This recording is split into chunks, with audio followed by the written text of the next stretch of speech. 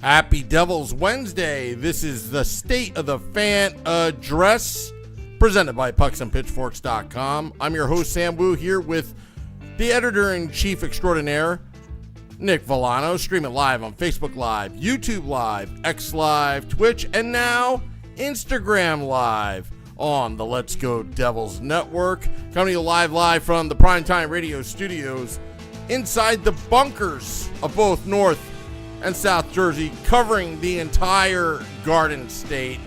We got a podcast for you today. We have a guest from ESPN, Kristen Shilton, coming up in about a minute. Nick, how are you, my friend? I'm good. It's my mom's birthday, so shout out to my mom. Been running around both sides of the state. Been in bunkers. We hung out in her basement tonight, so I've been in bunkers all day. Well, and also I just want to wish a happy 9th anniversary to Mrs. Wu, my wife. Oh, happy anniversary. Your anniversary was 3 days after mine. I forgot about that. Yeah. We kind of aligned our wedding days near the same days.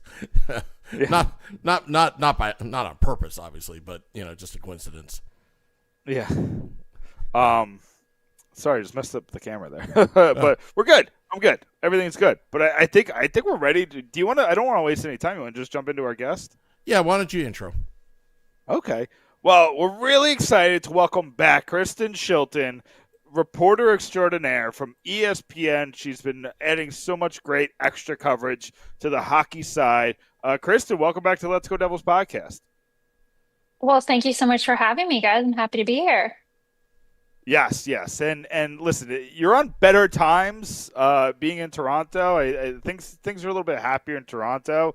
You said that there's a lot of energy in that city, but there must be a lot of energy at ESPN NHL too. You had kind of one of your biggest nights of the season, maybe short of playoffs or the Four Nations was huge, obviously, but the Frozen Frenzy is something fans have been begging for. Put all 32 teams on one night, staggered starts, ESPN listen.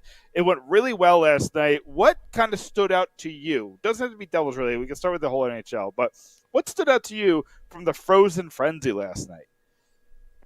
Well, I mean, I'm biased because I love hockey and also because obviously I love ESPN, but I know people quibble about why is it on a Tuesday in October that we're doing this, but it just, to me, it opens up the season. It's like you want to do it at the start so that there's a day where if you're just a fan tuning in to hockey, no matter what team, no matter where you are, you could watch a hockey game yesterday and it was going to be an opportunity for you to tune in. And that's what I think is so cool about the Frozen Frenzy is that it's everybody in action. It's every opportunity for fans. And so I love that. I love that there was 109 goals scored because we love scoring. Connor Bedard's hat trick definitely was cool. I love that, just because I'm a nerd, McDavid scoring the 97th goal, being number 97, that's really cool. And I mean, I know it was a rough night in the end for the Devils, but Jack Hughes' goal, I mean, come on.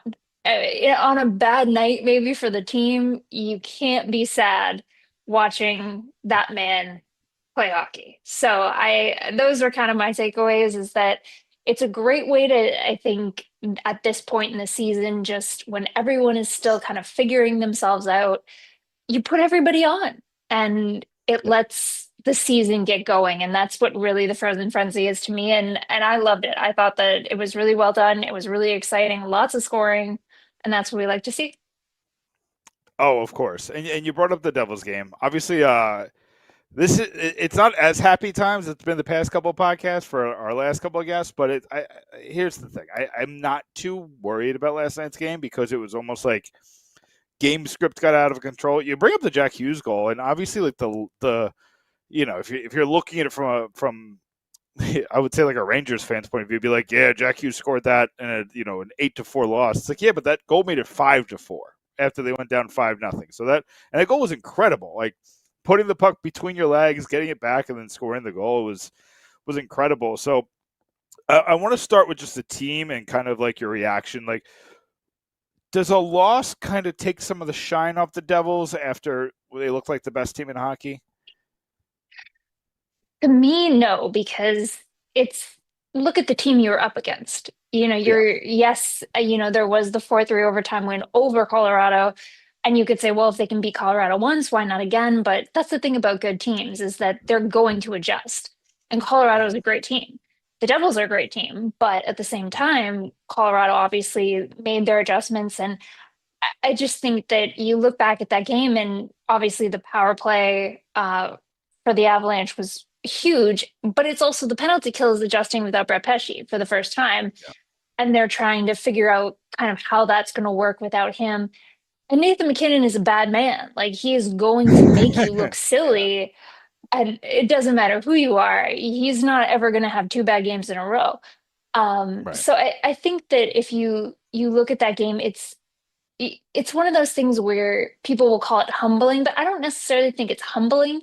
I think it's just a reminder that hockey is such a team sport, that even when you take one piece of the puzzle out, when it's someone who's important, something that you do well, and I've thought that the Devils penalty kill has been really good, it's you take that piece out and how do you adjust? And so it's just kind of like a bit of a wake up call of like, okay, so if this guy's going to be out for a month, what are we going to do now? How are we going to adjust? So I think it's a good thing when you have sort of your eyes open to that, and now you can make those changes. And I don't think that there's any shame though in losing to Colorado, because they are really a deep team and obviously one of the best in the league.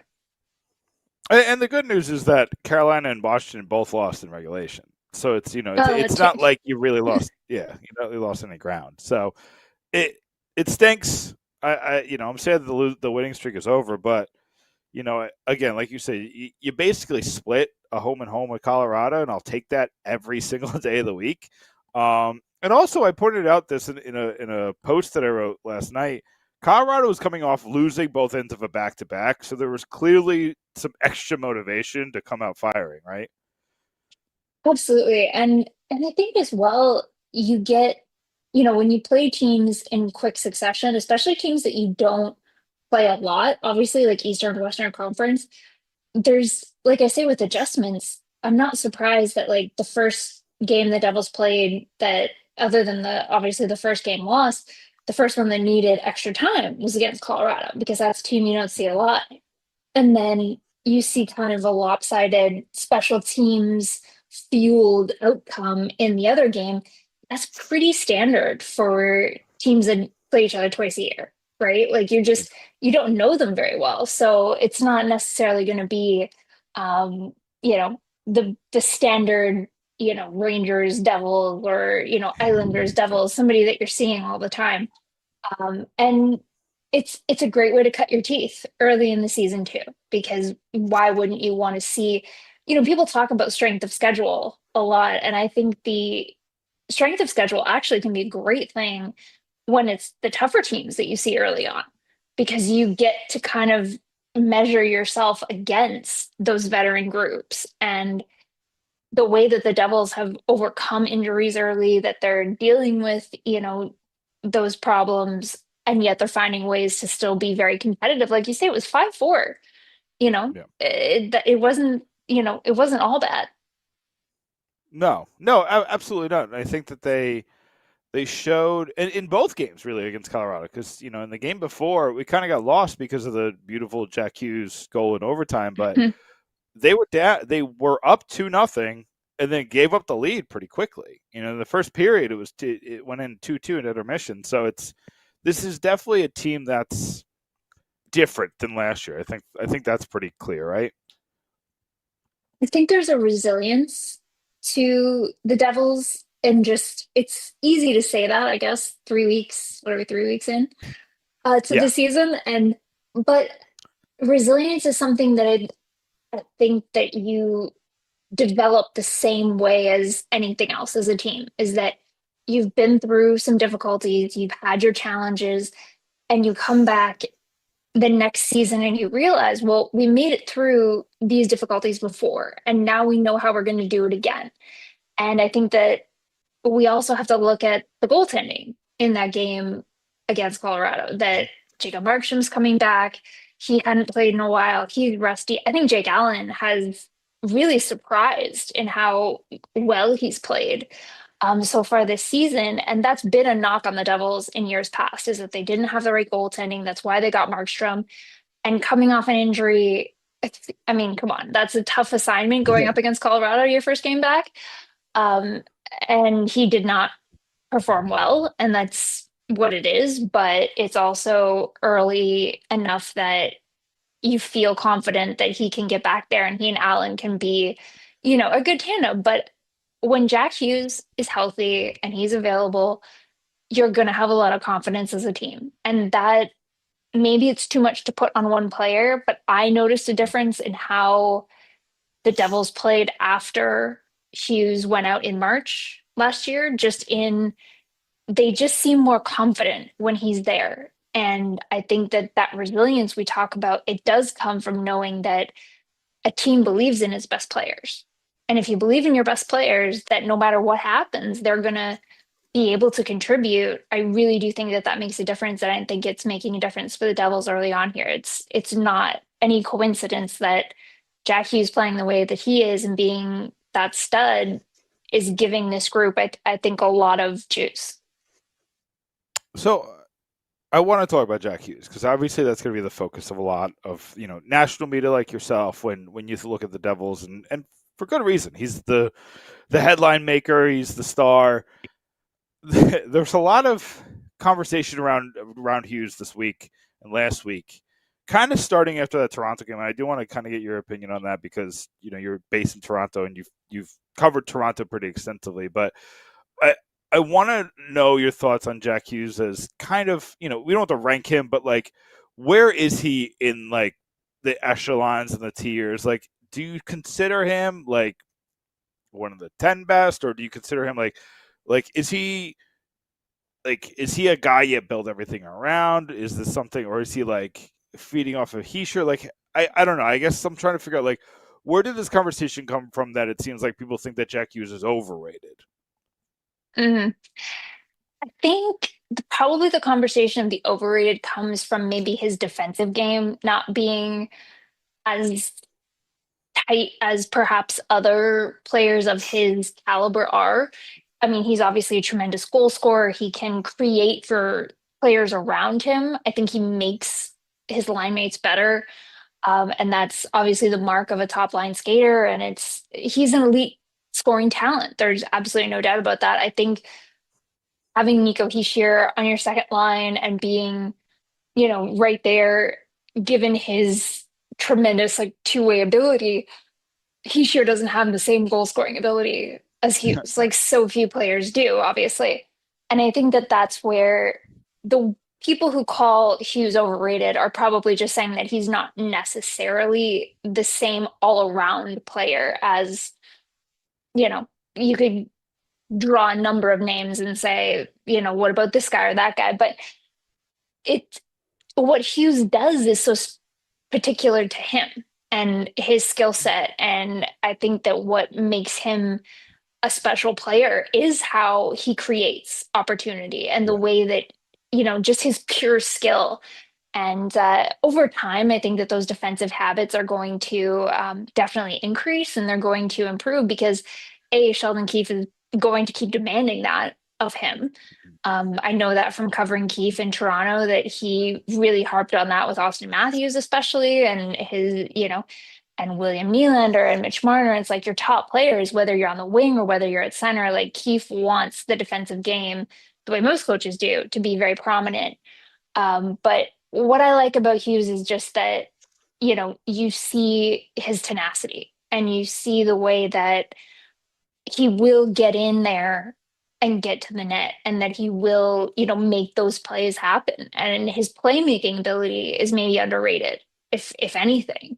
Like he can score, but he can make plays as well. So I think there's a well-rounded offensive game. It's the defense that maybe is the knock on Hughes, but it's something that a lot of forwards struggle to really develop over time. And they will see, though, as many coaches say, that if you want to go a long way in this league, eventually you figure out that it's the defense that's going to get you there. And that makes sense. And it also makes sense that he's letting Hischier kind of be that focused. We talked about there was a lot of talk about last change and how he was matched up with McKinnon in the last game, and then this past game you saw when Hischier's not matched up with McKinnon every shift, kind of what happens. I know a lot of it was on the power play, but you kind of still saw they still scored 4 even strength goals on top of the 4 they scored on the power play. I want to talk about Keefe for a second, just because you're so ingrained in kind of that coaching staff in Toronto for so many years, covering them directly as a beat. What is your thoughts about Keefe year 2? And I want to preface this by we did a story with Keefe talking about comfortability, because he spoke to us about that after the home opener, and then again after the Sharks game. We kind of heard him talk about that comfortability, about his coaching staff, about himself. Just in year 2, what are your thoughts of Sheldon Keefe? Well, I always thought that Keefe was a coach that was demanding but fair. And I felt he was very thoughtful in how he tried to go about interacting with each player individually and really trying to bring out that player's strength. And I think his best years with the Leafs were those first few years, obviously. Like he came in, he took over from Mike Babcock, and then, there was the COVID years and the bubble, and that was just kind of a crazy time. But they came out of that, and the Leafs had, some of their best regular seasons ever. And I don't know if you can put on a coach the playoff issues, so I'm only kind of looking at regular season here. But what I always thought about Keefe was that he was very open to feedback. He was willing to have those tough conversations with his players and was actually open to trying to adjust with them as opposed to telling them this is what you're going to be. I thought he seemed very receptive, especially in those early years, to really trying to bring out what a player thought was going to be his best game. And that, I think, is an important thing. I understand the narrative that, the fact that Craig Berube replaced Keefe here was that, oh, well, the Leafs weren't tough enough and they didn't play hard enough defensively and et cetera, et cetera. But I think you're seeing this year with the Leafs under Berube, it's tough. Like, this is a hard league. It's what everybody says. And the thing that I don't think Keefe got wrong was that he just wanted his players to be accountable. That was the big thing for him, was he just wanted his players to be accountable when they went on the ice and to play well defensively and to not cheat for offense. And the Leafs have had that struggle. And I think it would be easy for the Devils as well to have that. We've seen it before, where when you have talents like Hughes or Bratt or whomever, is putting pucks in the net, you just can't sacrifice on the defensive side. But what I did appreciate about Keefe was that he's honest. I think we saw that with his comments about his defenseman last year, and he's not a shy coach, and I appreciate that about him. I think he's very honest, so I don't think that he is is going to sugarcoat anything, but I do think he's the right fit right now for this Devils team because they're young, they're coming up, and that's what the Leafs were. And I don't think he was the problem with their playoff issues, but he did a Yeah. lot of good things, I think, for them in the regular season. So, and I know we're coming up to the end here, so I'll make these next two quick. Do you think that win in Toronto was important for him a couple weeks ago? You know what I do? And I know that coaches and GMs and players, and they like to be like, oh, well, it's not a big deal. But it is because this is the team that was basically saying, you're not good enough for us. And we're going to go get somebody else. And that's hard. And especially in a Yeah. market like Toronto, where your, feet are in the fire as soon as you get here. I think it's important for those coaches and those players to show, like, hey, we can be successful somewhere else. So maybe, maybe you're the problem. Uh, Mm. yeah, but at the same time, you want to win every game. And I think the way that the Devils came in and played, it was a good win. And Mm. that's what you'd like to see if you're Sheldon Keefe, just knowing that this is a team that maybe in year one it's always tough as a coach because you don't know your players as well and you're still figuring it out. But year two, that's on you. Like, just to make an example of Todd McClellan in Detroit, you look at him, he comes in halfway through last year, kind of gets the Red Wings going. But when you have that full year, like that full chance, that's when you get to really put your mark on it and say, I did that. So I think that was probably a proud moment for him to be able to, be back in that building and say, no, this is my team. And look at the victory we were able to put together. I think that that is something that's special. And whether they admit it publicly or not, it's something you go home to your family and just say, hey, you know what? I'm proud of that one. One more real quick question. Do you think this Devils team is a go all in type cup contender? Like, do you think they need to make a bigger trade to, like, you saw what Florida did last year, getting Seth Jones and someone else that I can't remember off the top of my head. But, like, do you think this is the type of Devil season we're looking at, or is this kind of a learn how to be a contender year and you kind of don't see like that, home run move coming just yet? Uh, you don't think the Devils have a Brad Marchand signing in their future? I That would be I thought they should have amazing. signed him this offseason, but they didn't get the chance to. Yeah. No, Listen, I would love it. There's a couple guys I'd love, but it's that there's they'd have to spend the that assets because they have player. these good prospects. Well, see, here's my thing about the Devils right now is that you love to see like Seamus coming in. You like to see the opportunity that some of these players are getting, because of injuries, and you want to see what you have in house. Absolutely, but I was critical of, you know, Fitzgerald in the offseason and just saying, like, did you do enough? Like, did you add enough? Like, you added Cody Glass last year is like, and he became like your third line center. Like, was that enough to push this team over the hump? And it wasn't, obviously, because postseason didn't go how you wanted. Hughes might have made a difference there. But I think this year you want to give players that you have like Simon Nemec and those guys, you want to give them an opportunity, but I also think you've got to be smart and say, Yeah. if we're still this good when the calendar turns to next year and you're looking at January and you're thinking, okay, trade deadline's coming up, if we're still this good, we have to give ourselves every chance because what I'm seeing right now from the Devils, I'm thinking this is going to be a good year. You stay Yeah. healthy, you get Markstrom growing again. You don't want to waste a really good year by standing pat and saying, no, we're just going to go in with what we have because Florida has proven that's not how you win championships. Yeah. Tampa Bay has proven that's not how you win championships. You've got to be aggressive. So I hope that if Fitzgerald sees that for the Devils, he will follow in their footsteps and be aggressive and say, this is the time to go all in. We don't want to waste our opportunity. And I think he's a smart GM. And I would suspect that if things continue to go well past the new year, um, I would look for that Brad Marchand guy who's going to come in and be your 20 plus playoff point performer. I don't hate that, Kristen. Kristen, take a moment just to kind of promote what you got going on ESPN, some of the articles that you have up now, or some of the ones that are coming up that you think Devils fans will be really interested in. Yeah, absolutely. Thank you. Yeah, we've got some great stuff coming up. Just had yeah, we've got some do we believe in them? Do we not believe in them pieces coming up because of course it's early in the season and we love to judge.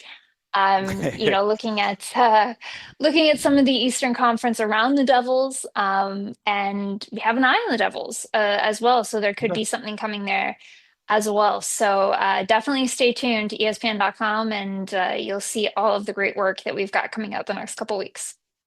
Listen, word on the street is Greg Wyshynski. He likes to think about the Devils sometimes, and I think he's a coworker of yours. So I assume that I don't know. Does he like the Devils? I don't know. There's a rumor. There's a rumor that he might be wearing his red and black jersey behind the scenes, but don't tell nobody. I think that's his secret. I heard allegedly he got a hat, and if I ever got one of those, that would be so special. Listen, I gotta talk. I know some guys at the Devils, so we'll see what we can get done for you. But Kristen, we really appreciate you spending some time sharing your expertise. It's been so much fun. The Frozen Frenzy was such a great success, and we're loving a lot of what the ESPN's doing with hockey. So we're definitely gonna have you on again soon. Thank you so much. Absolutely, thank you so much. I look forward to talking again.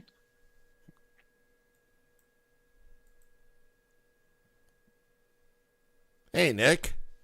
Hey, Sam. Nice close. I wasn't sure who was supposed to close. Sorry. I don't know if you got the message. Yeah, that was my close. Oh, okay. Yeah, no, I don't know. No, great interview. I always say, Sam, it's been 5 years. I end every interview the same way. Okay. Every single one. Hey, we're doing things a little bit differently on the State of the Fan address. I was monitoring the levels. No, you're fine. You're fine. Yeah. No. Listen, she said a lot of things that were really interesting. Obviously, a lot of the conversation with these national reporters is going to be about Jack Hughes because that's the headline maker. That is the articles that are going to get the most clicks. That is the videos that are going to get the most clicks. That is the conversation that's going to get the most attention. I think Jack Hughes is, he's the guy here. He just made probably a goal of the year candidate last night. Last night. It won't get there because they lost the game. But if the Devils win that game, which again, Tim, I can't stress enough, was right there for them. If Timo Meier doesn't take that penalty and Jacob Markstrom doesn't give up that goal on the penalty kill, if one of those two things doesn't happen, I think the Devils have all of the momentum. If the Devils made it 5-3 going into the third period instead of 6-4, I think they win that game. I think taking that penalty, and again, I get it. The penalty should have been on, I can't remember who, but Dougie Hamilton got one of the most blatant high sticks in the face. Or is that a different time? Am I mixing that up? I think you're mixing a couple things up. Okay, that might have been after they already scored 6-4. Your timeline's a little off, but I get what you're saying. Yeah, that's right. They were already up 6-4 when they got that penalty. But anyway, they called it incredibly tight for the Devils and incredibly loose for the Avalanche.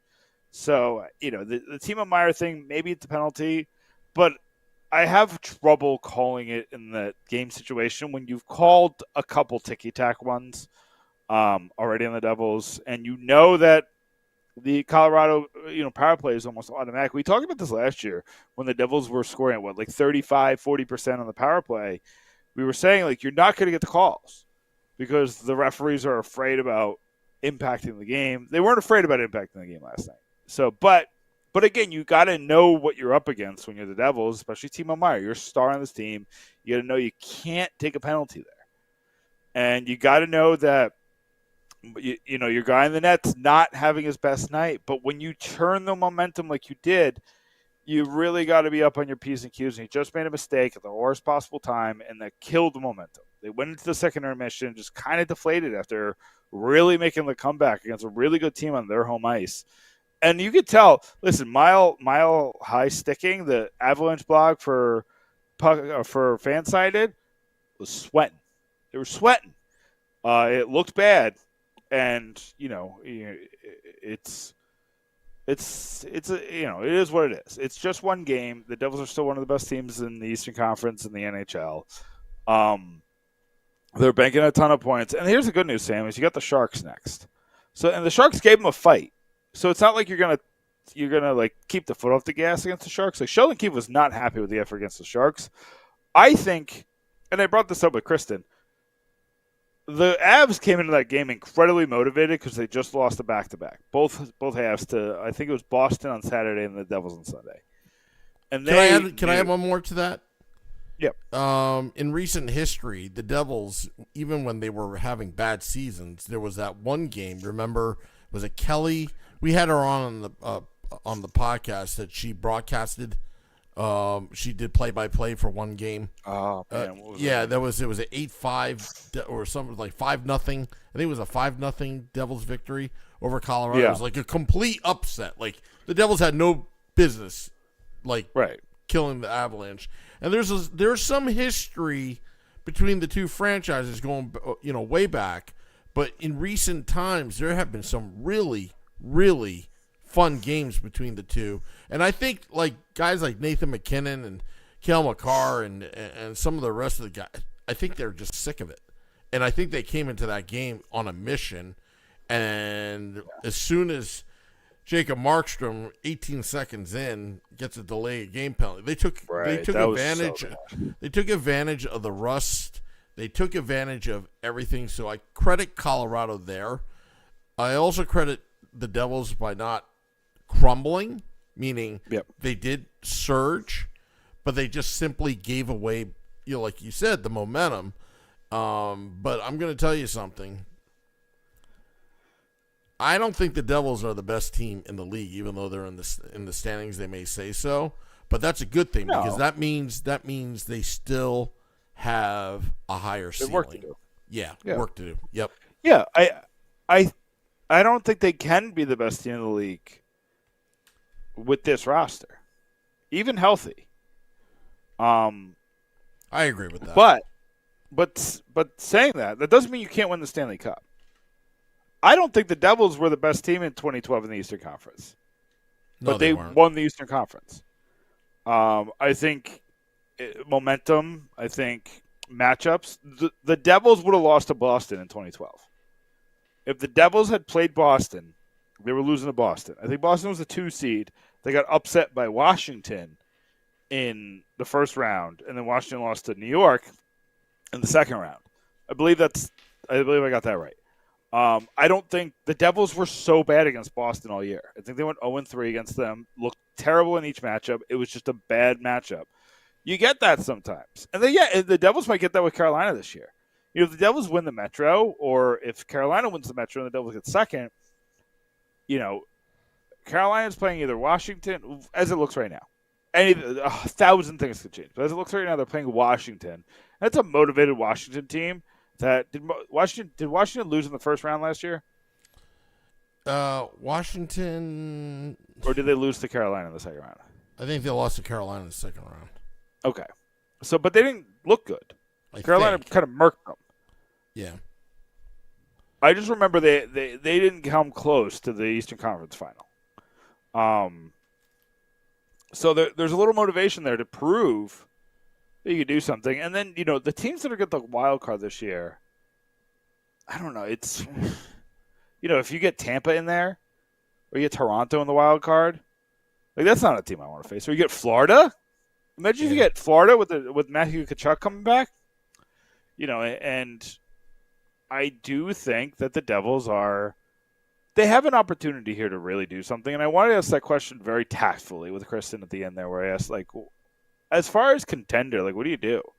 Because I'm hearing a lot of smoke around Silyev, former 10th overall pick. It seems like the smoke has moved towards him over Nemitz, because Nemitz is in need right now. And again, this smoke is nothing. There's smoke on everyone. Every conversation is happening, and people are just trying to feel things out. But I think that right now. Literally 4 weeks ago, I thought there would be no chance the Devils trade Silyev. He's too important to the future. right now, I have less of a. I think them. I think it for the right deal. Like they're not trading Celia for. I'm trying to think of who he's like for Brian Rust. Yeah. Right. Like that's not happening. I know that the Penguins have a sky high price for Brian Rust, but Rust is older. He's not cheap, and I think he's good. I just don't think he's like he's not Timo Meier. I think they're looking for more of a deal that looks like the Timo Meier trade, where I give you 6 assets, including a first-round pick, for this really good guy. And you can kind of play the lottery, right? You can kind of take maybe either Ben Kevin or Connor Fondrick from the draft this year. Maybe you take some of the AHL guys who have some upside. Like you're looking at those types of pieces right now, and then the first round pick is obviously a high value, and then if it takes Silyev, I think they want to save Silyev for listen, Vancouver lost 2-0 last night, and if you can get Quinn here now, not now, but in January, February, I think that's a place where you do move Silyev. And listen, Sam, if you can move Silyev and another defenseman, because I think it would cost that. I think it would cost an NHL defenseman and then a prospect or a high upside defenseman. And then other pieces. I think the Devils would prefer that almost to trading Nemitz, because you don't lose then. Instead of pulling this out of my butt, I don't think they're trading Hamilton, but let's just, for argument's sake, say they're trading Hamilton and Nemitz and then other pieces for Quinn. You're losing 2 right-handed defensemen and getting a lefty. Or you already have 3 lefties in Luke Hughes, Siegenthaler, Brendan Dillon. So now you're kind of forced to play somebody on their offhand when everyone's healthy and not a great, I just don't think it's the best situation. And then your only right-hander is Kovacevic coming off an injury. And Seamus Casey? I'm trying to think. Oh, and Pesci. When Pesci comes back, he's injured too. So, you're probably playing Pesci, Siegenthaler, and then I would think either Luke Hughes on his offhand, which he did in college, or maybe Dillon on his offhand. It's not my favorite situation. I'd much rather keep Dougie, or maybe keep whatever. Keep a player. Keep Nemitz. Let's say keep Nemitz if you're trading Dougie, and then you keep Nemitz in the lineup, and you lose a prospect, a guy who you think has high upside, but at the end of the day, it's still a lottery ticket. I've got a question for you. What are your thoughts on Cooley's $10 million 8-year deal? I think it's a great deal. I think it's a tremendous deal. I think it's a really good deal. I think it's a really good deal for both sides. For both sides, I think you're getting $80 million if you're Logan Cooley. Yeah, it's not a yeah. But I think the Cooley. I think in the 3 years that's gonna be a bargain. Yeah, I think we're gonna look at it like it's either gonna look like the Jack Hughes deal, which looks like one of the best deals in hockey. I don't think he's as good as Jack Hughes, so I think maybe you're taking a step lower, like a Brandon Hagel deal. They're different players, but I'm just talking about the value of it. Or maybe I'm just trying to think the Tkachuk deal, how we look at Matthew Tkachuk's deal right now. Yep, Tkachuk's making a lot of money, but he's one of the best players in hockey. He's really impactful to that roster. He's really important to Florida, which I think Cooley is incredibly important to Utah. I think that Utah did a really good job getting him for 10. I think. And I think Cooley did a really good job and earning I think 10. he likes it there. I think the players, from what I heard, John Marino. He got really lucky he's not in Arizona. Yeah. How lucky did that entire team get? Yeah, but Utah, they're enjoying it out there. The players are enjoying Utah right now. Yeah, and they have a smaller arena, but I think that they enjoy the focus that they're getting. I actually heard on the street that they're looking to get more beat reporters out there. They're looking to get more coverage of it. The national media loves to cover Utah. They got the logo. I really like the logo. I was a little off on it at first. I really wish they could have got Yeti. I know that was a fight. Oh, I wanted Mammoth from the start. Okay. Me. Again, I don't mind Mammoth. There was much worse options on the table. I know some people don't like the not ending in S factor, but that doesn't really bother me. But yeah, I think it's a good deal. Does it change your thoughts at all, knowing that the Devils would have had to give him that with the pick that they made? Again, I've been on record saying it. I was Cooley all the way. I'm still Cooley all the way. I'm not mad at Nemitz like I was because, the maturity issues, the immaturity in the beginning, but we're over that now. I think he's progressing. I have nothing but nice things to say about Nemitz. He's still making mistakes. Don't get me wrong, but he's playing really well. But D guys take a longer time to develop. So I'm not worried about him. I'm just saying that, last season, for example, Jack Hughes gets hurt. If you had Logan Cooley on the team, it would have made... You have him on right now when Glass is hurt. Well, what are you talking about? With Glass hurt, you have that other center. Glass would have been a fourth line guy. You wouldn't have to worry about having a lineup with Lamico and Glendening in the same time. I don't want I like the aspect of having them both and having the depth. I don't want them both in the lineup at the same time. Yeah, but it was there. It was there. That's because I thought Cooley was the best player in the draft. And he probably is. Yeah. And, Slavkovsky, Montreal drafted. I'm like, there's Cooley. There it is. I thought it was a layup. And I still think both would have been. I think Wright is the right pick. I know I predicted they would take Nemitz just because I followed the smoke. Yeah. I know it was correct. Yeah, predicting and what you want are two different things. You predicted well. You explained it well back then. But that's what I wanted. That's exactly what I wanted. And, that's going to be the great debate. But if Nemitz turns out to be a Norris Trophy winning defenseman, then can I be honest? I just don't think that's him. No, I don't think so either. I'm just saying that would change the conversation for me. I like what he is. He's an aggressive defenseman. He plays defense like Jack Hughes plays offense. He doesn't have the skill, though. But he's Kristen made a point about Jack Hughes' defense. And I will disagree with her there because I think that Jack Hughes just doesn't play defense like Nico Hischier or Nathan McKinnon. Jack Hughes plays defense to score. Everything he's doing is to steal the puck or to get a breakout or to jump on a mistake. He's looking for it. And he's smart enough that it's not going to hurt, what he's doing.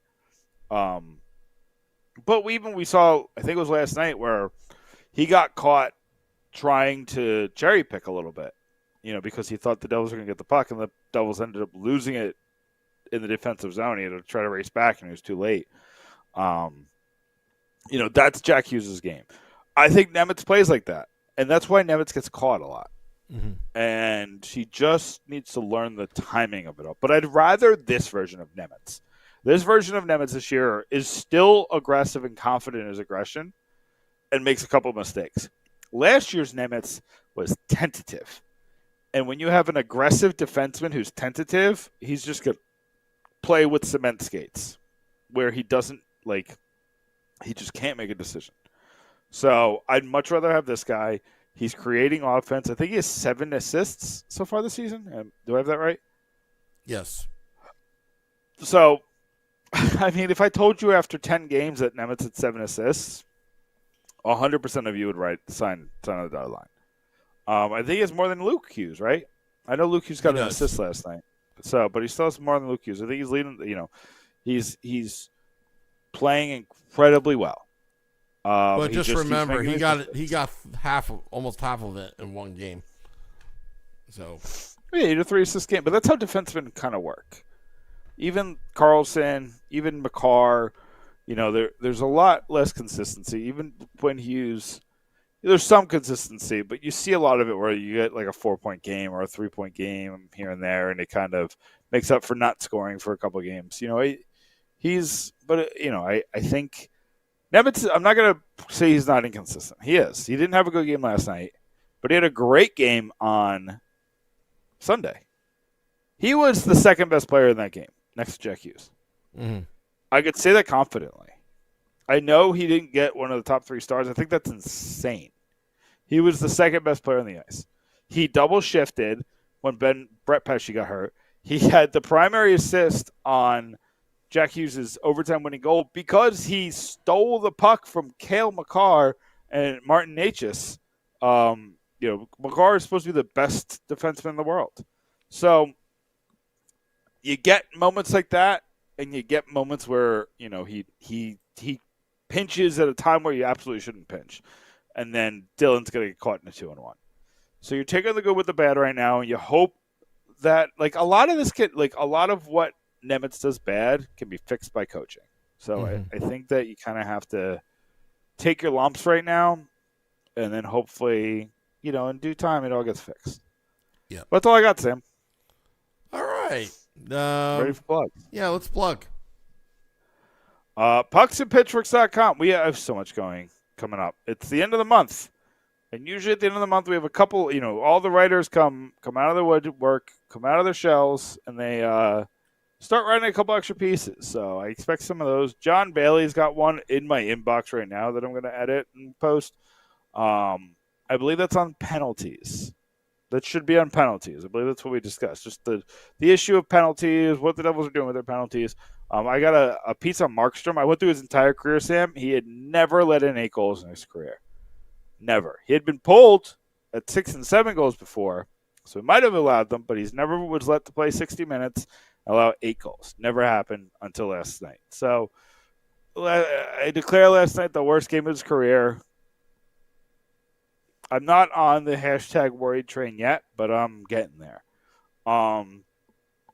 I want to talk about – I'm going to write about an article tonight or tomorrow about Jake Allen. Is Jake Allen going to make Team Canada? I think it's worth a discussion. Something that probably sounded crazy a couple weeks ago, but Jake Allen, Team Canada might be a thing. We're going to have 8 articles from now until Friday, so make sure you're going to pucksandpitchforks.com. Yeah, pucksandpitchforks.com. Going to have the morning woo tomorrow. It's going to be a triple header, possibly a quadruple header. Happy Devils Thursday tomorrow. A podcast. I'm tired right now because these West Coast swings are terrible for sleep. And then you have to get up in the morning. And I've been doing the morning woo. But the morning woo is going strong. Thank you for all those that listen live at 6:45 a.m. Eastern in the morning. It's a little fun thing we're doing, Nick. Also, and Crew Brew. The batch has been made. It's coming back. Cooking. So more details to follow next week. Also, what else? No, that's about it. But Great. Keep your head high.